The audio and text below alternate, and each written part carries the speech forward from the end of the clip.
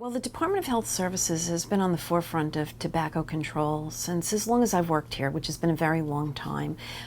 Suffolk County has a very long history of good tobacco regulations that protect the health of all residents. We're the Tobacco Enforcement Unit. We're part of the Suffolk County Department of Health. There's 4 inspectors. We go out and enforce the New York State Adolescent Tobacco Use Prevention Act. It's a law New York State wrote to prevent the sale of tobacco products to minors.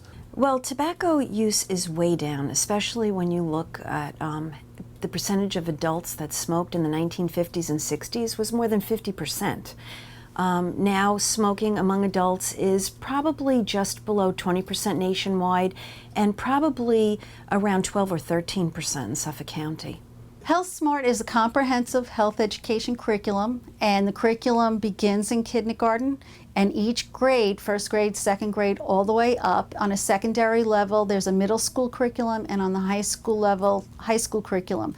On a secondary level, it's taught by certified health education teachers. On an elementary level, it's taught by the classroom teachers. Health education is mandated in New York State.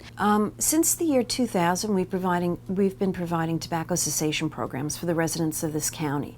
And we follow the clinical practice guidelines that are put out by the U.S. Public Health Services. We run classes. We educate people about the best ways to quit smoking, about what tobacco really does to them.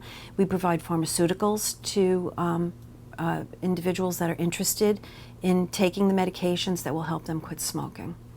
Well, our cessation program has been in existence since June of 2000, and I've been with the program ever since its beginning.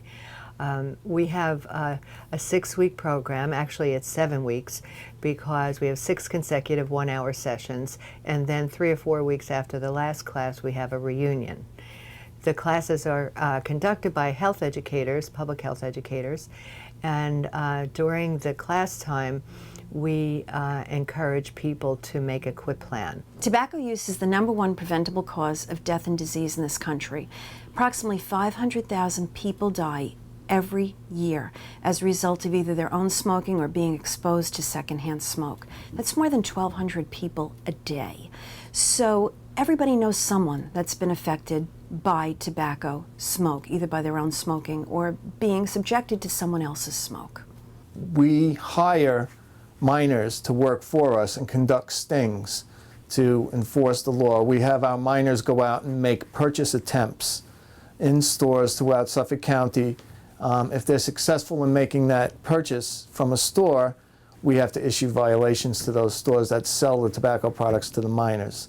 There are so many influences on kids to start smoking.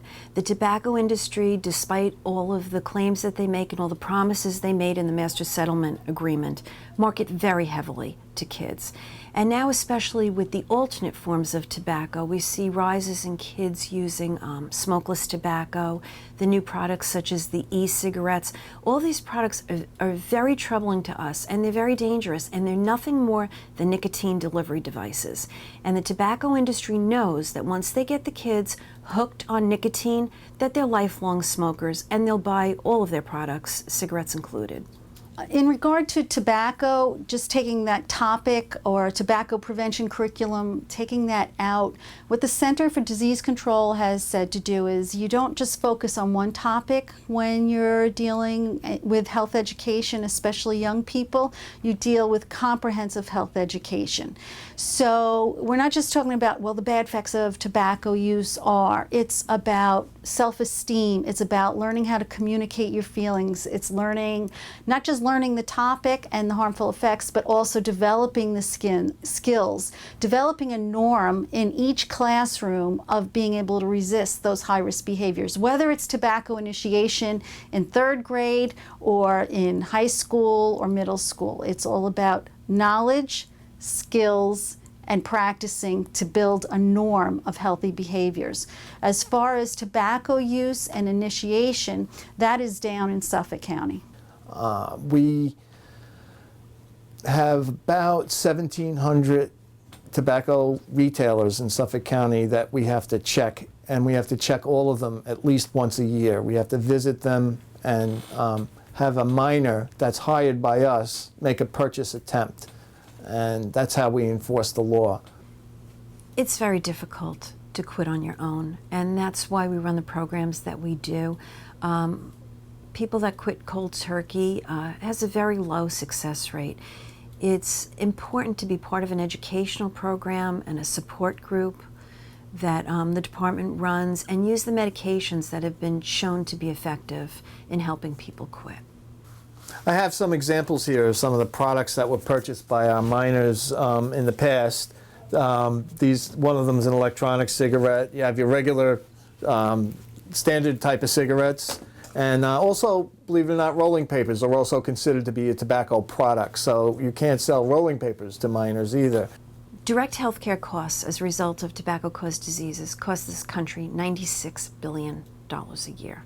And that does not even take into account lost productivity because people can't work because they smoke, accidents with cigarettes that cause fires, or additional cleanup that businesses have to use because people have been smoking in them. So more than the direct health care costs, smoking costs this country much more than that.